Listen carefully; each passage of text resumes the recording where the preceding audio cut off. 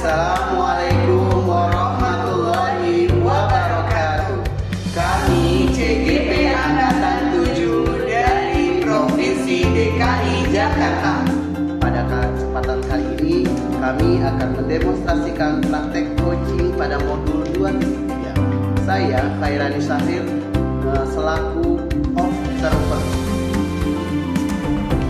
Saya Hilda Ramadiani yang akan bertindak sebagai coach. Dan saya Hilda Ramadiani sebagai coach. Baiklah, Hilda, sebelum kita mulai praktek coaching ini, saya mohon izin untuk mengajukan beberapa pertanyaan kepada Hilda yang selaku sebagai coach. Mohon izin ya, Bu. Baiklah, Hilda, sebelum kita mulai, saya akan mengajukan beberapa pertanyaan kepada Hilda.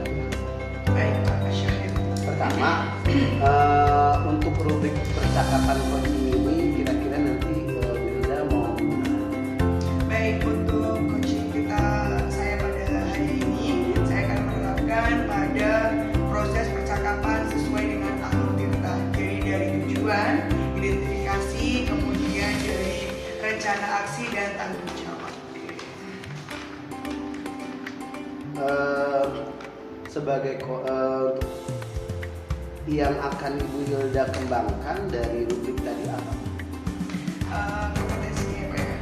Untuk kompetensi dalam coaching ini kan ada 3 kompetensi coach yang memang harus dikembangkan ya Pak ya.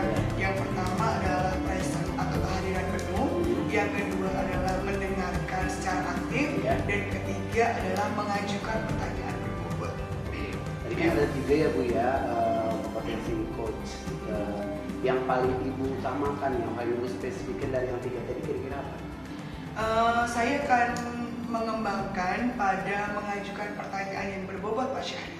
Kenapa? Nah, pada saat saya mengajukan pertanyaan yang berbobot, otomatis si coach saya nantinya saya berharap coach ini bisa terbuka, dia bisa menemukan solusi atas ide-ide coach saya, sehingga coach saya ini bisa menyelesaikan permasalahannya dengan solusi atau ide yang dia miliki sendiri gitu. Muncul dari dirinya. Iya, betul. Jadi pertanyaan berbobot ini bukan hanya untuk mengajukan suatu hanya pertanyaan saja ya Pak ya, tapi bisa membuka seluas-luasnya pemikiran dari coaching dalam keadaan yang bagus gitu loh, dalam keadaan yang dia tuh di posisinya bisa gitu. Mampu ya? Mampu, betul.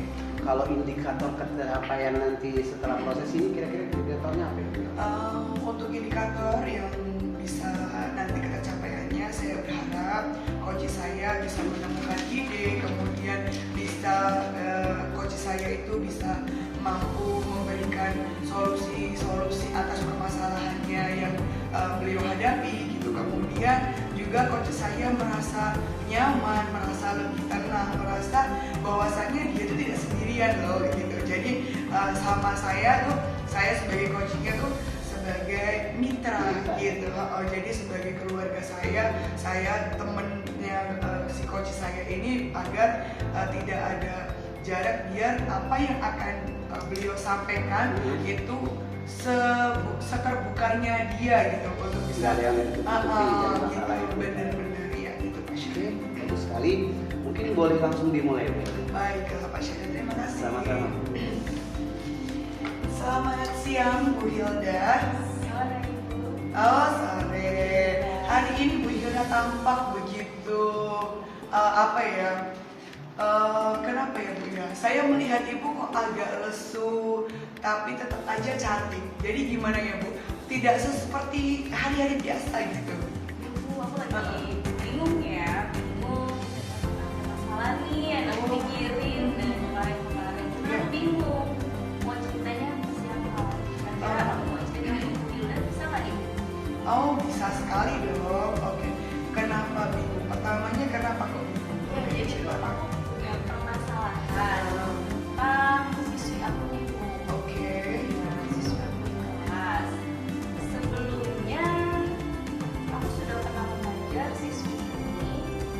kelas 3. Iya. Tapi pada saat itu saya mengajarnya masih mode daring. Mode daring. Oke. Iya. Sekarang sudah luring ya. Iya, Ah, sambil luring, jadi bisa Berbeda banget ya. Iya, bisa ngeliat anaknya langsung, perilakunya, sikapnya. Iya, betul. Gitu. Nah, di sini yang aku bingung ini mungkin di awal pelajaran kan aku udah pernah melakukan tes ujian dulu nih untuk seluruh siswa. Di situ sih aku ngeliat nggak ada masalah apapun ya. Memang ketika pandemi itu untuk aku kan ada tes kayak numerasi literasi ya. Nah, aku coba semuanya memang belum sesuai target ya. Ya oke lah, berarti inilah PR aku untuk depannya. Mungkin di kala daring dan luring perbedaannya untuk pengetahuan anaknya, pemahamannya itu luring itu mungkin nantinya bisa lebih baik daripada yang kemarin kan. Iya, betul. Nah, jadi saya punya siswi yang sampai sekarang itu, padahal kita ini udah kelas 5 nih Bu. Oke. Udah kelas 5, tapi anak ini kok kelakuannya bisa dikatakan, maaf ya masih kok masih kayak kelas bawah sih sikapnya. Oh, gitu. Ya, lebih dominan itu sikapnya. Kenapa sikapnya? Karena memang teman-teman sekelasnya itu gak ada yang mau main sama dia. Oh, oke. Karena nggak ada yang main, yang tadinya aku kira gak ada masalah nih anak-anak ini gitu. Sikapnya semuanya sama, pengetahuannya juga bisa kita katakan ya masih standar semua lah ya, sama gitu. Nah si salsa ini kok berbeda. Oh, gitu. Ya kita sebut salsa ya Bu ya. Iya, benar. Salsa ini kok berbeda dari yang dia suka menyendiri, belajar juga. Belajar sih kan merhatiin saya ngajar gitu. Saya kayak orang bisa gitu lah ya. Oh nih saya yakin nih Salsa udah bisa nih.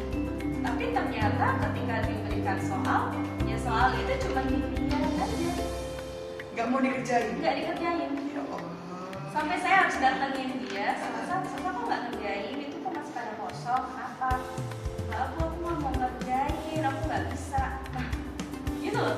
Jadi kenapa? Aku nggak bisa. Pasti tadi dia merhatiin aku, ya kenapa? Nah mulai dari situ loh, selalu mantau nih. Kenapa sih? Barulah aku cari tahu kenapa sih Salsa dia dengan belajar kelas dia merhatiin, terus ngerjain soal dia malah nggak bisa dan nggak mau. Iya, dia nggak mau walaupun udah dikasih seperti apa. Aku nggak mau, aku nggak mau ngerjain, aku nggak bisa. Nah dari situ kan kayak anak usia bawah ya Bu ya, kayak kelas 1 kelas 2 yang nggak mau ngerjain tugas karena yang aku nggak mau ngerjain. Iya kayak gitu. Nah jadi ada waktu dimana aku coba telepon orang tuanya dan disitu memang dikabarkan. Jadi pas mode daring itu ternyata ayahnya itu tiada gitu. Mungkin pada saat daring itu anak masih dibantu bapaknya dan punya sama kakak dan ibunya sendiri. Dan itu masih dibantu dengan ketiga anggota rumahnya. Mungkin ketika masuk 5 ini karena ayahnya tiada, sosok yang dia rindukan itu mungkin dulunya dia belajarnya sama ayahnya mungkin ya Bu ya. Karena memang pas aku tanya sama mamanya, mama kalau di rumah Salsa mau nggak sih diajarin sama mama? Enggak, Salsa nggak mau kalau saya ajarin, dia malah marah-marah. Malah jadi emosional ya di rumah ya. Emosi di rumahnya itu benar-benar kayak kurang stabil. Tapi memang aku lihat di kelas pun emosinya juga kurang stabil. Kadang aku pernah nih, karena dia nggak punya temen di kelas, dia tuh kadang suka ngomong sendiri.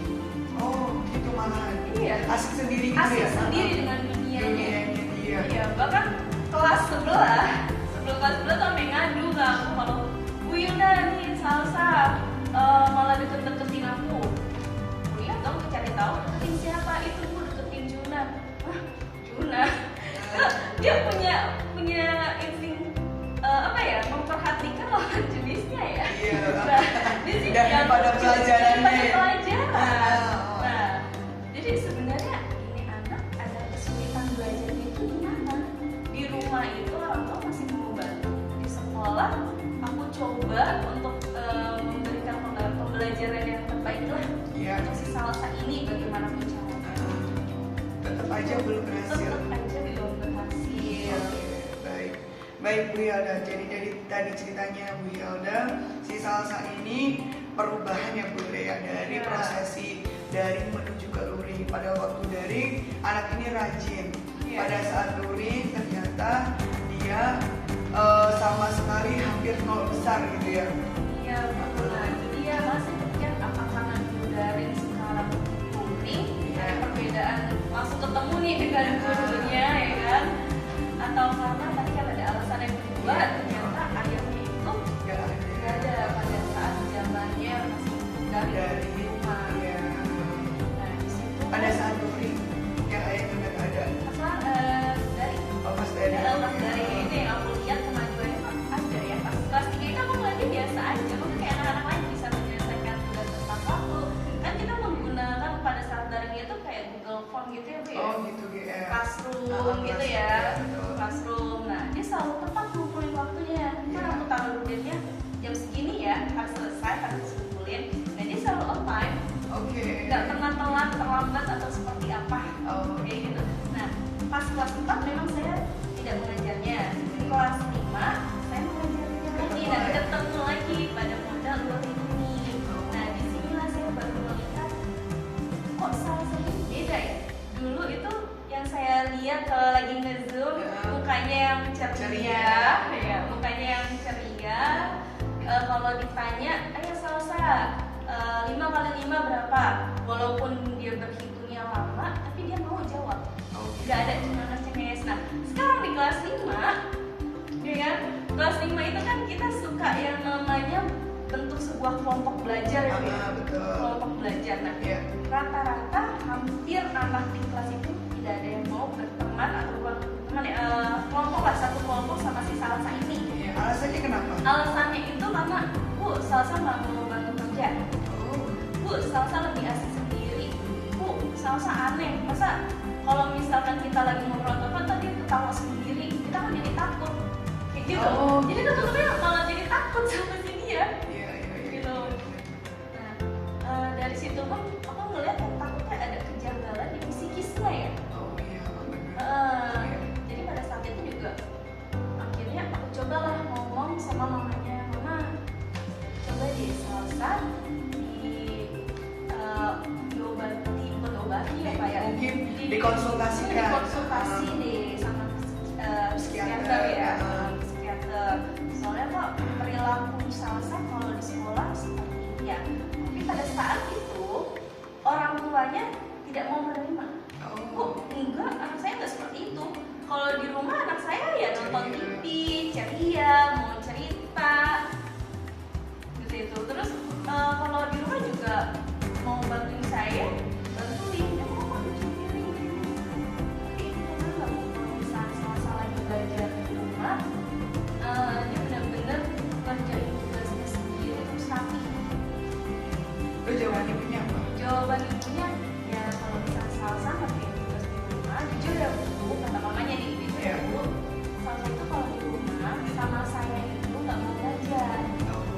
Dia itu maunya nungguin kakaknya yang selesai pulang kuliah, karena kakaknya kan lagi kuliah ya, nungguin kakaknya pulang kuliah. Sedangkan kakaknya pulang kuliahnya itu udah malam.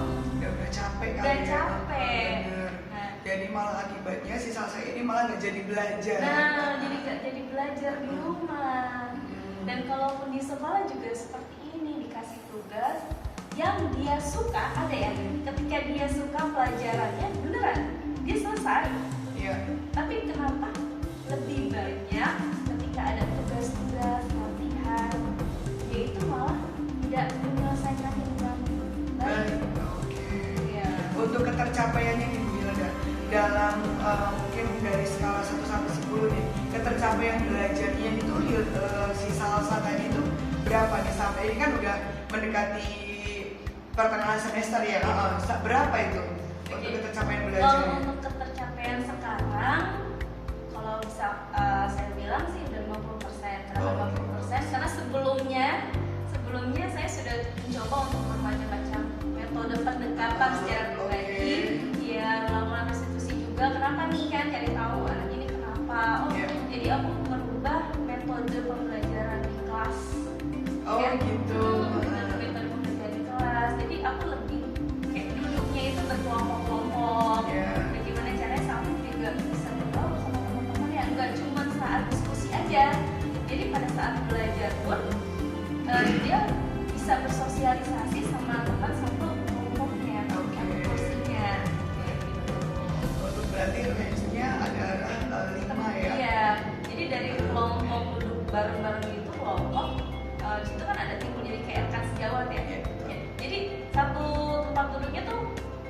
mau bantuin si Salsa. Oke. Ya, sebelum itu juga aku bilang ke temannya, kita sebut Alika, tolong ya kamu jadi temannya Salsa kalau lagi belajar. Kalau misalnya Salsa nggak bisa, kamu bantuin, kamu tolong.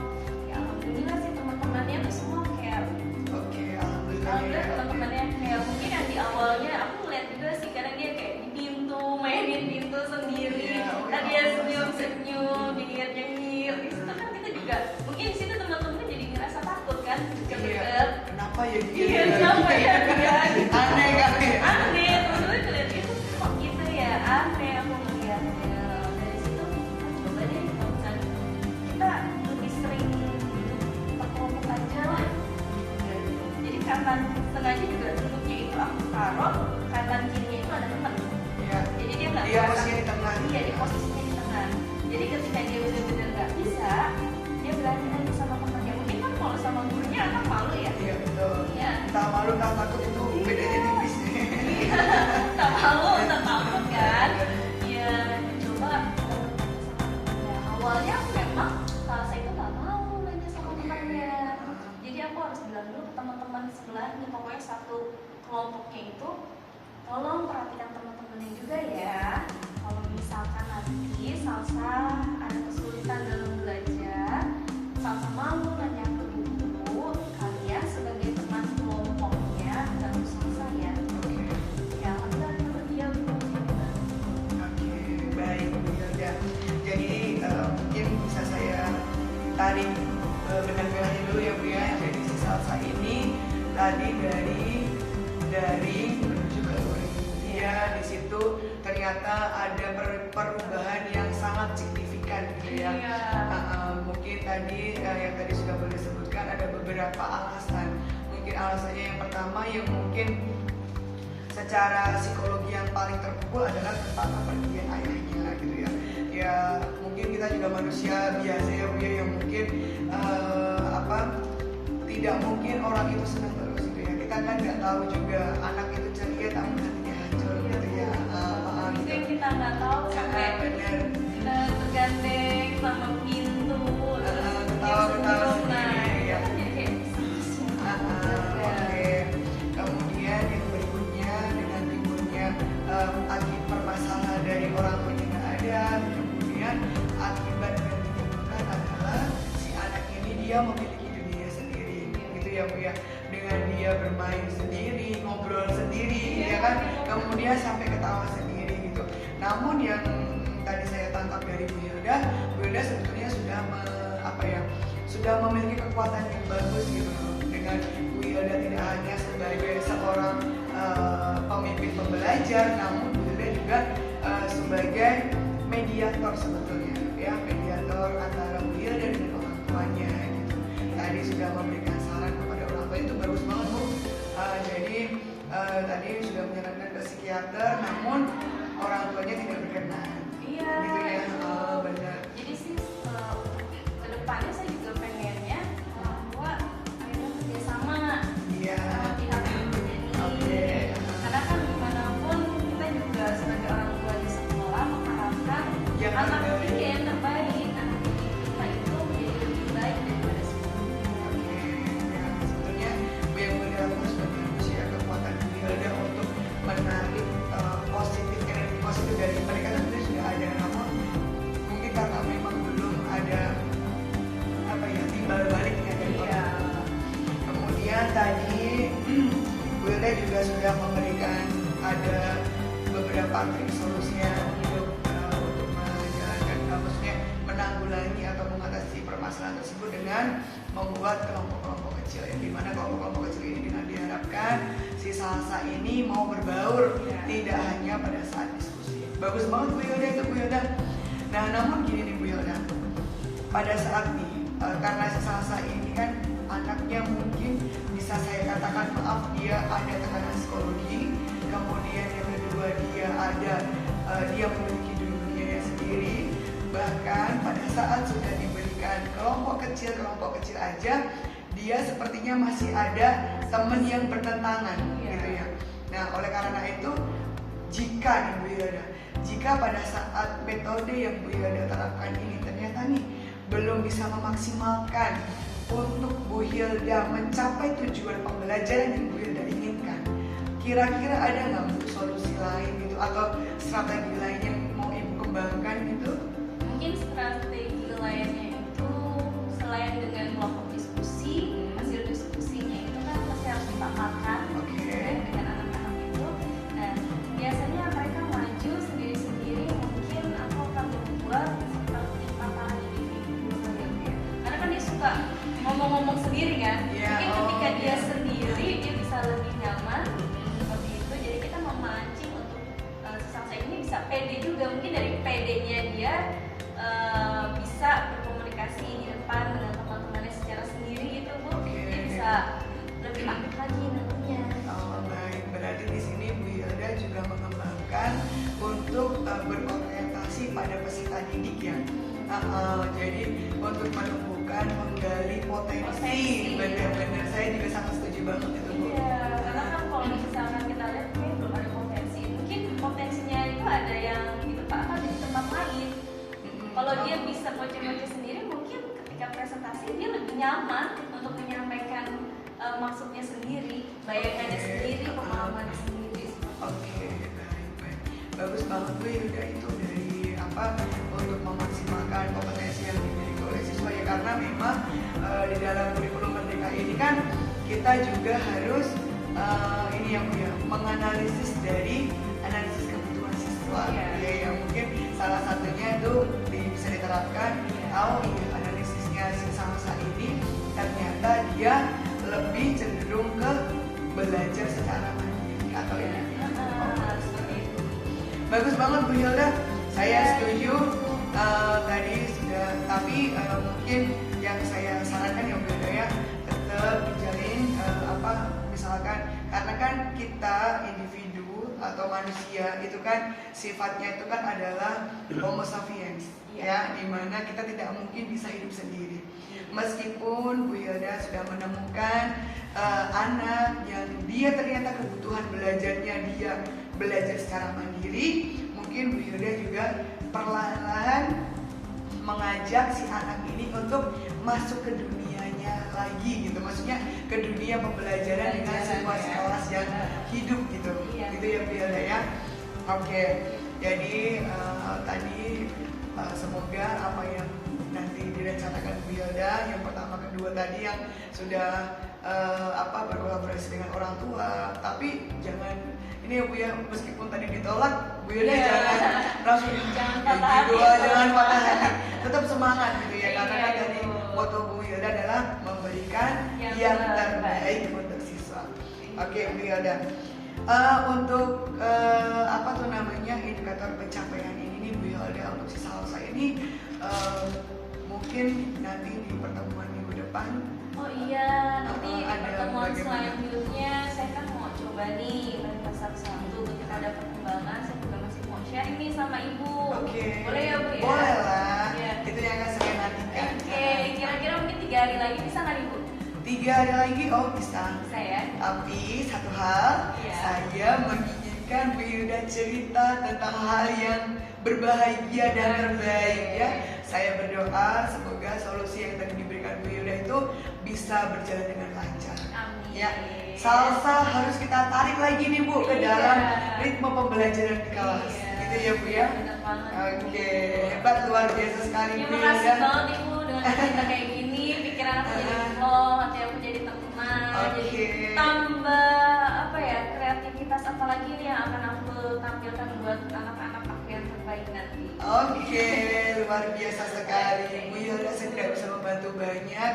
Semoga dengan Bu Hilda sudah bercerita, Bu Hilda sudah menemukan beberapa solusi atau ide pemecahan masalah ya. Ibu semakin semangat lagi untuk mengajarnya ya. Saya punya satu hadiah untuk Bu Hilda untuk mengajar saat besok. Namanya adalah tepuk keren. Tepuk keren. Iya. Wow, keren. Wow, keren. Bu Hilda keren banget ya. Semoga semangat yang kita tularkan hari ini ya Bu Hilda curahkan hari ini bisa lebih. Amin. Doain ya Bu ya, semoga teman yang saya beri